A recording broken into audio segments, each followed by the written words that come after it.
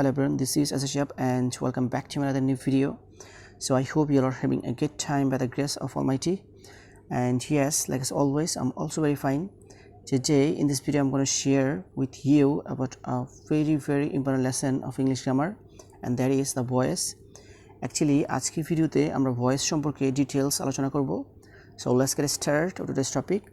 প্রথমে আমরা শিখব what is voice, মানে ভয়েস কাকে বলে। সো ভয়েসের সংজ্ঞাটা হচ্ছে যে ভার্বের যে রূপ তার সাবজেক্ট সক্রিয় অথবা নিষ্ক্রিয় তা নির্দেশ করে তাকে ভয়েস বলে। আই রিপিট, ভার্বের যে রূপ তার সাবজেক্ট সক্রিয় অথবা নিষ্ক্রিয় তা নির্দেশ করে তাকে ভয়েস বলে। তারপর ভয়েস হচ্ছে গিয়ে দুই প্রকার, নাম্বার 1 হচ্ছে গিয়ে অ্যাক্টিভ ভয়েস, নাম্বার 2 হচ্ছে গিয়ে passive voice. I repeat, voice দুই প্রকার, নাম্বার 1 হচ্ছে গিয়ে অ্যাক্টিভ ভয়েস অ্যান্ড নাম্বার 3 হচ্ছে গিয়ে প্যাসিভ ভয়েস। তারপর সাবজেক্ট যদি নিজের কাজ নিজেই করে তখন তাকে বলা হয় active voice. I repeat, subject যদি নিজের কাজ নিজেই করে তখন তাকে বলা হয় active voice. For example, I eat rice, এখানে আই হচ্ছে গিয়ে সাবজেক্ট, ইট হচ্ছে গিয়ে মেইন ভার্ব। এই সেন্টেন্সটাতে সাবজেক্ট যেহেতু নিজেই কাজ করে সেজন্য এটা হচ্ছে গিয়ে অ্যাক্টিভ ভয়েসের সেন্টেন্স। তারপর সেন্টেন্সটা হচ্ছে আই ডু দ্য ওয়ার্ক, এখানে আই হচ্ছে গিয়ে সাবজেক্ট, ডু হচ্ছে গিয়ে মেইন ভার্ব। এই সেন্টেন্সটাতেও সাবজেক্ট যেহেতু নিজের কাজ নিজেই করছে সেজন্য এই সেন্টেন্সটা হচ্ছে গিয়ে অ্যাক্টিভ ভয়েসের সেন্টেন্স। তারপর সেন্টেন্সটা হচ্ছে চরিলাল স্টিলস দ্য কার, মানে চরিলাল গাড়ি চুরি করে। চরিলাল হচ্ছে গিয়ে সাবজেক্ট, স্টিলস হচ্ছে গিয়ে মেইন ভার্ব। এখানে চরিলাল যেহেতু চুরি করার কাজটা করছে, মানে সাবজেক্ট যেহেতু কাজটা করছে সেই জন্য এই সেন্টেন্সটা হচ্ছে গিয়ে অ্যাক্টিভ ভয়েসের সেন্টেন্স। তারপর সাবজেক্ট যদি নিজের কাজ অন্যকে দিয়ে করায় তখন তাকে বলা হয় প্যাসিভ ভয়েস।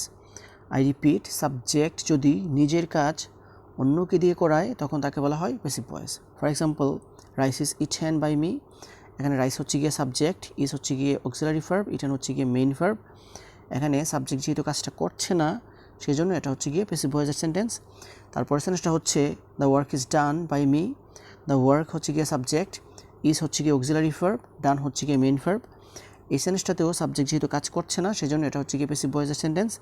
তারপরে সেন্টেন্সটা হচ্ছে the car is stolen by Chorilal, এখানে দ্য কার হচ্ছে গিয়ে সাবজেক্ট, ইজ হচ্ছে গিয়ে অক্সিলারি ভার্ব, স্টোলেন হচ্ছে গিয়ে মেইন ভার্ব।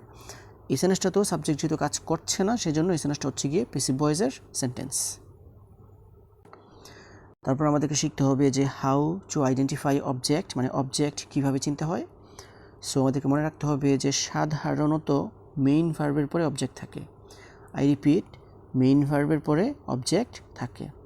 তারপর হচ্ছে গিয়ে ভয়েস চেঞ্জের ব্যাপার। ভয়েস চেঞ্জ সাধারণত দুইভাবে হয়ে থাকে। নাম্বার 1 হচ্ছে গিয়ে active to passive and number 2 হচ্ছে passive to active. So this is actually the topic that I wanted to share with you. So viewers, I hope you understand this. If you guys really love this video, don't forget to give a thumbs up and comment down below.